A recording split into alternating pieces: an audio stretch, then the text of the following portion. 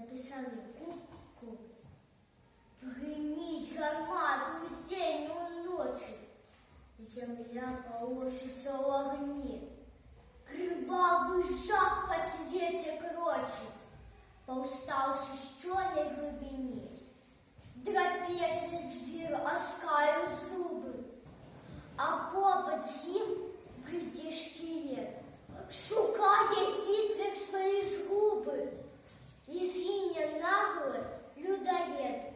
Ему крови пролитой мало, разбойник прагнет больше хвяр, змеиным ядом вострит жало, сусветный злодей и махляр.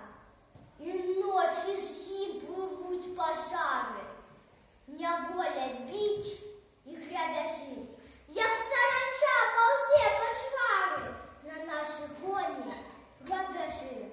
Олени долго сиким гуном чинить кривавый свой разгул. Я чую, робят люди троны, куют ланцуг для калибру.